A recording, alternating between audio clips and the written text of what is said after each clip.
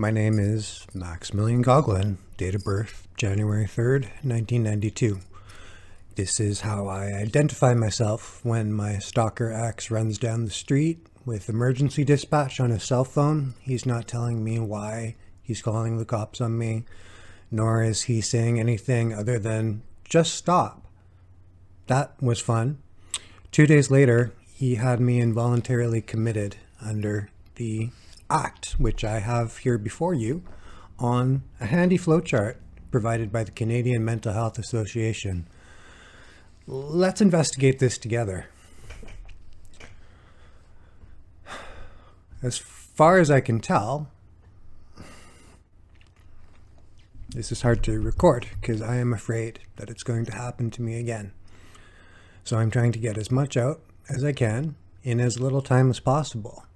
It's not going great because there are some thoughts that I am now coerced out of thinking, that of how to articulate my position and how to explain that this was not an act of justice. This was an act of coercion. It has led to an extreme state of mental unease.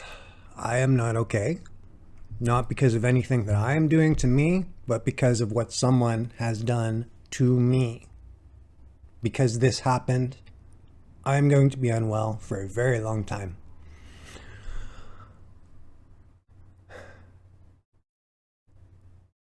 There are good reasons to have the Form 2 in place. For one, it can help people get out of situations in which they are disempowered or disenfranchised from speaking out about their own trauma, particularly as it relates to other people's states of mental unwellness. It doesn't have to be just a family member or friend, as it tells you here in Figure 1. Anyone who comes into contact with you, whether on the street, whether in a workplace, whether in some bus stop or a McDonald's, can decide that you require mental health care. And they, for reasons good or bad, can go to an authority to file the requisite documentation to have you looked at. In itself, that is not a coercive or repressive apparatus. It is only in the misuse of these applications that there is something a little wrong. And really, while I'm not going to be able to do it well this weekend, I feel that I have to post something this weekend. Otherwise, this might happen to me again, because the one thing that chilled my blood, speaking to the doctors in the hospitals, well, just one hospital, I'm nervous, can you tell? Is that X, the person who wrote and filed this form already last week, is perfectly able to do this again to me at any time he deems necessary. I am being coerced out of thinking in a certain way. And in this case, it means counterthink to his lived experience. The law is taking it on faith that because I have filed nothing in the way of a restraining order or police reports vis-a-vis his stalking me and my family, that it is okay to use his word as the basis to form a case against me. All it takes is someone who has come into contact with me, which he did, which is something out of my own control and out of my will. He took that to a justice of the peace. He assembled the information, signed some cursory documentation, and the justice of the peace signed the order. On November 20th, I was involuntarily committed under this Form 2. Police, not one, but 2 police officers showed up at my house and knocked on the door after I had worked 10 hours and went home for a nap. I made the mistake, perhaps, of answering the door, because that's what you do when someone knocks at your door. And I was taken without any of my possessions to the Thunder Bay Regional Hospital. That was fun. I was escorted out of my home with my keys, with a wallet, and my nicotine vape. I didn't have a cell phone. I fed my cats, wondering why there were police officers following me from room to room of my house as if I were a criminal. I took my keys because I have 2 cats. I wanted to make sure that they were fed. I wanted the keys to give to someone I cared about. I didn't have the opportunity to give my keys to someone until the next morning. And even then, she wouldn't leave my side until I was released. It was that fucking scary. I didn't think to take any of my psychiatric medications. I'm on duloxetine and mirtazapine, and despite repeatedly asking for these during my tenure in family room 1 of the emergency department, I believe. I was in 2B or something like that. I don't know. I had other things on my mind. I didn't receive any medication during the tenure of my stay.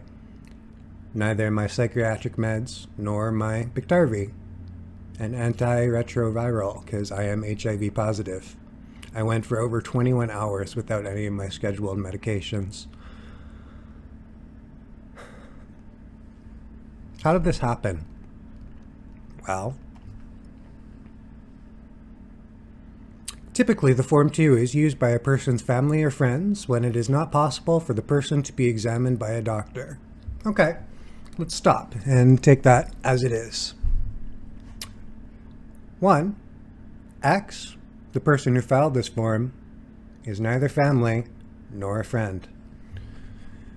He is someone for whom I've had enough compassion to not file police reports against. This is someone precious few people had known was an element of my life because I didn't want to get him in trouble for the shit he did to me. To this day, I am censoring myself and talking about stories directly focused around me because I fear that he's going to take me to court because I have to implicate him in some capacity only insofar as my stories are inextricable from what this fucker did to me. However, let's continue. Other persons who have come into contact with the person who they believe requires mental health care can bring forwarded a Form 2 application.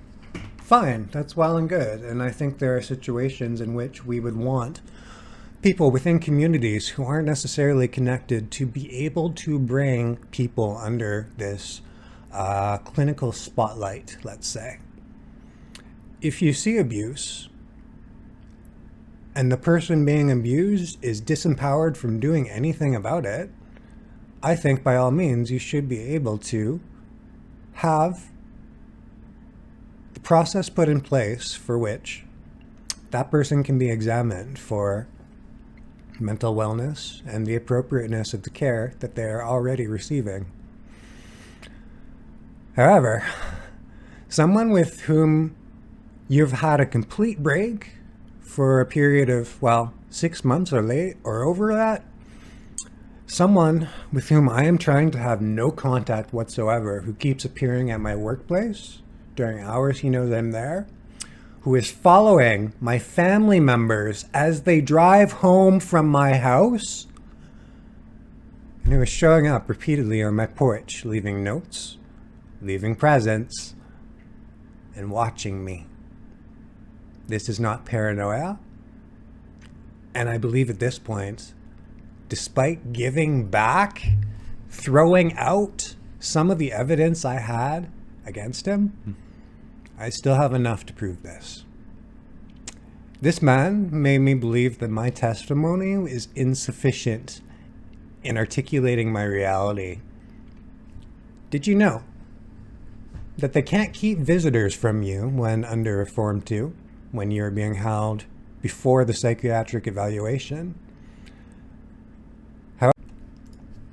However, I found it very, very telling that X was the first person to visit me in the ER. The last person I would ever want to see again in my life was the one who somehow had knowledge of where I was in the hospital, that I had been committed to hospital before I was allowed to contact myself, my workplace, my family, any of my friends, because I did not have a cell phone.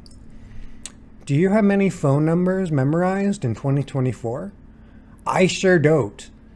And I'm fucking lucky that I was able to remember my mother's cell phone number and leave her a message. I was held in family room 1, which is a 5x6 closet. It is featureless, save for 2 doors, parallel at the front of the room. One is locked. One is open into a side hallway where staff will walk down to get to a closed ward. There are 2 chairs in the back of the room. They're not made for sitting, let alone sleeping. I was held there for, well, at least 12 hours. I was told to sleep. They were ordering CAT scans on me because, you know, there might be a bleed in my brain. And despite my repeated questions as to what I was being examined for, no one actually gave me a concrete and simple answer. A CAT scan is to assess for bleeds or swelling in the brain, of course. I was asking why on earth I would need such a thing. Never got an answer to that one. I was also... Well, let me spell that out a little more clearly. I refused the CAT scan once I got to the imaging room because no one would tell me what the test was for. I did voluntarily let them take blood from me. That was invasive. And frankly, I don't know what my electrolytes had to do with the current situation I found myself in. I was not fed from, when did I get there? Sometime the evening of the 20th to breakfast of the morning after. I was stripped of all my possessions, although the nurse, on duty overnight, despite what was perhaps his better judgment, let me keep 2 of my keys, my house keys, that I could give them to the first person I could so they could feed my fucking cats.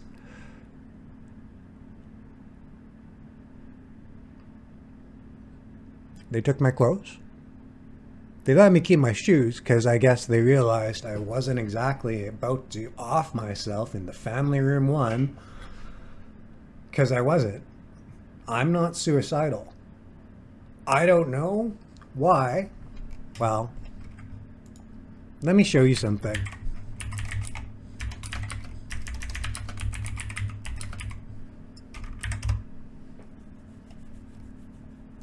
This is Form 2. This is the order of examination.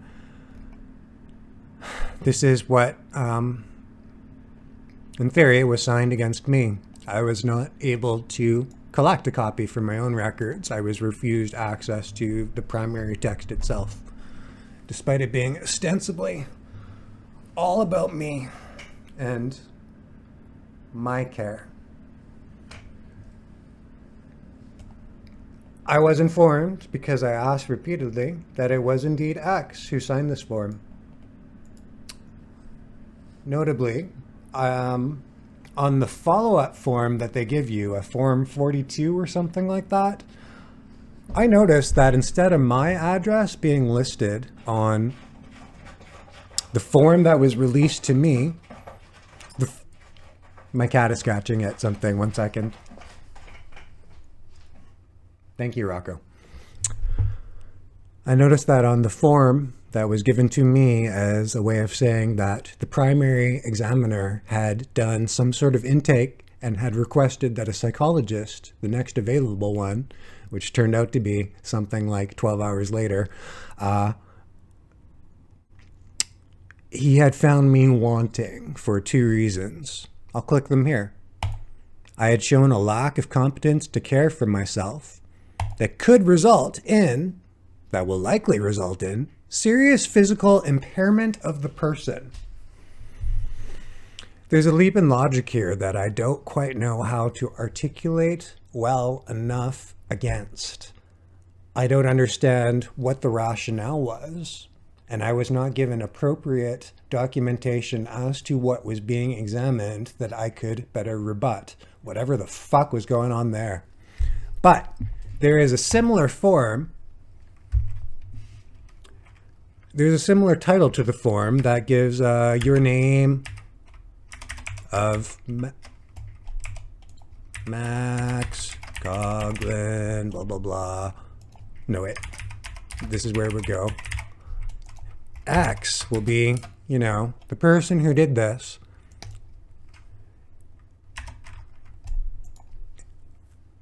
They put X's home address down on the first draft of the form where my address should have been. I didn't have the foresight to keep that initial draft with me because I was worried that I was feeding them wrong information and I would be punished for it. I find it galling that someone who has stalked me for 6 months and abused me for a hell of a lot longer than that was able to get away with telling someone, whether that was the police, whether that was the hospital, whether it was an honest mistake, or whether it was deliberate, that I live with him. I do not live with him. I am trying to have no contact with this person whatsoever because it is doing this to me and the people around me. Do you want to see my hospital gown? I'm going to show you my hospital gown and how I wore it. This is probably why I was retained a little longer, but I regret nothing. One sec. This is me. I've stress eaten 2 bags of chips and 2 chocolate bars in the past day. Don't fucking judge me. I'm wearing nothing but a pair of boxer shorts that I've had since high school. You're given a pair of foot coverings. You're also given 2 hospital gowns. A hospital gown is a partial covering. It is never closed. It is untieable. You can still wear it to deform yourself from what they want you to do. You're supposed to wear it like this. A chemise that covers the worst of you, but leaves you vulnerable on the backside. I wouldn't do that. How did I do it? It's kind of tricky to get in retrospect. I think I did something like... Oh no, I forget how. Something like this. I had a kimono situation going on. Yes, this was it. This was my hospital garb. This is the only thing I had to do. I didn't have paper, pencils, writing instruments. I didn't have a phone. I didn't have anyone who wanted to talk to me because, did I mention that I was escorted everywhere I went by 2 guards, police, or private security? I don't know why. So this is how I wore my kimono.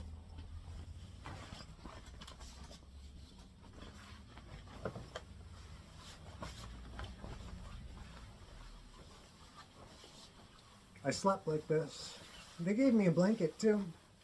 Individually, the people working at the hospital were nice. They're doing their jobs.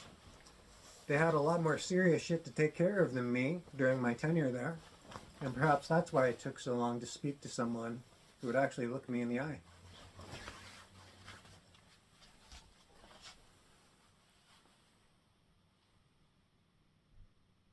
Why did this happen?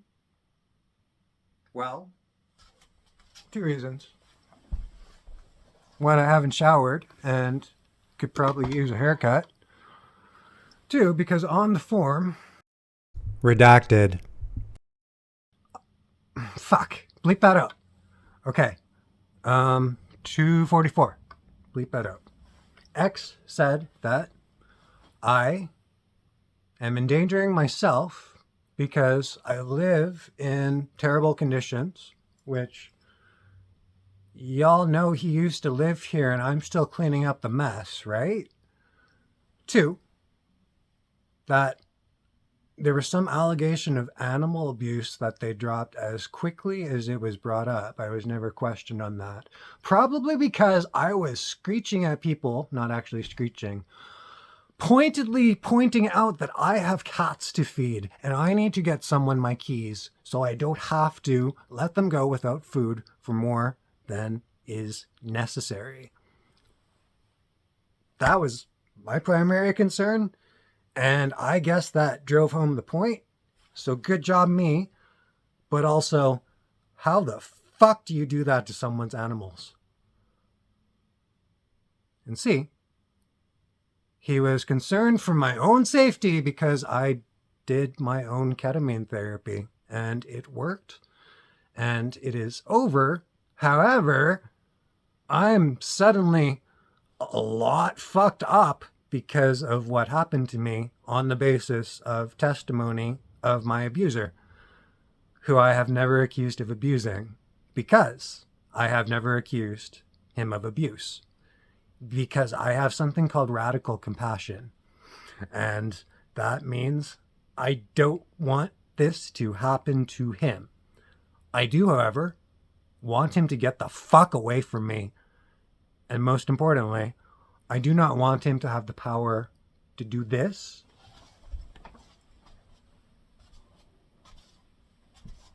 to anyone ever again, just by virtue of his warped worldview. 21 hours. If I didn't have my mother there,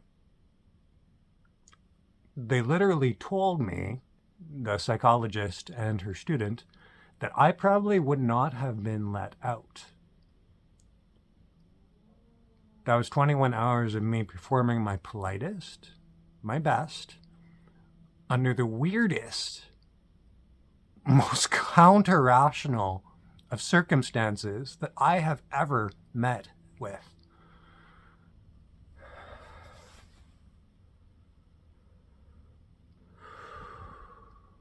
So I'm a little traumatized.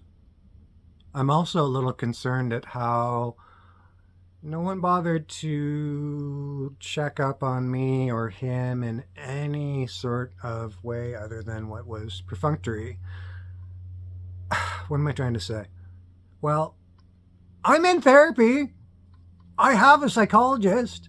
That the waiting room for these things takes over 6 months is not necessarily my fucking fault. I did miss one appointment, for which I am very sorry, but what the fuck do you want me to do? And who is asked to say that I do not get to choose the spheres in which I reveal information about myself, that it has to be coerced out of me through a series of increasingly repressive apparatus? I'm afraid to speak about him because this morning when I woke up, he had subscribed to my YouTube channel. So now that you're watching this, stay the fuck away from me. And if you ever follow my mother down the street again, she's getting a restraining order on you. She doesn't need me involved. You're fucking everyone up. You're terrifying us. Look at what you've made of me.